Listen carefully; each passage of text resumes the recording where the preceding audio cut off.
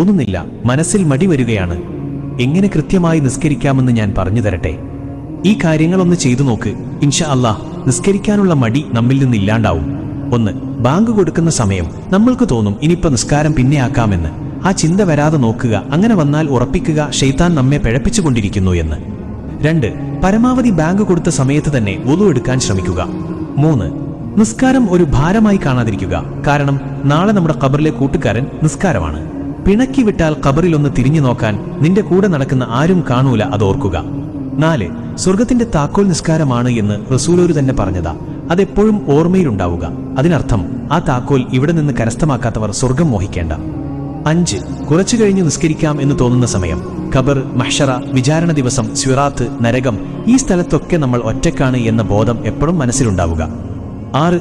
പിന്നൊന്ന് ഉറപ്പിക്കുക, നിസ്കാരം ഉപേക്ഷിച്ചാൽ ഈമാൻ കിട്ടി മരിക്കൂല, ഈമാൻ കിട്ടാതെ മരിച്ചാൽ നരകം ഉറപ്പിക്കാം, റബ്ബ് കാത്തുരക്ഷിക്കട്ടെ, ആമീൻ. 7. എപ്പോഴും ഓർമ്മയിലുണ്ടാവുക, ഈ വഖത്ത് ഒഴിവാക്കിയാൽ ഒരുപക്ഷെ അടുത്ത വഖത്ത് ഒഴിവാക്കാൻ നീ ഉണ്ടാവില്ല എന്ന്. നിസ്കാരം ഒഴിവാക്കുന്നവർക്ക് ആയുസ് കുറയും, ദാഹിച്ചു മരിക്കും, ഖബറിൽ തീ നിറക്കപ്പെടും, സ്വർഗത്തിന്റെ വാസന പോലും കിട്ടില്ല. 8. എപ്പോ നിസ്കാരം ഒഴിവാക്കണം തോന്നുമ്പോഴും ഓർത്തോ, നീ നിസ്കാരം ഒഴിവാക്കി സമ്പാദിക്കുന്നതൊന്നും നിനക്ക് ഉപകാരപ്പെടില്ല, നഷ്ടങ്ങളല്ലാതെ. 9. റബ്ബിനോട് ഇടക്ക് ദുആ ചെയ്യുക, മനസ്സ് നന്നാക്കി തരാനും നിസ്കാരത്തിൽ കൂടുതൽ ശ്രദ്ധ കിട്ടാനും. 10. ആയത്തുൽ കുർസി ഓതുക.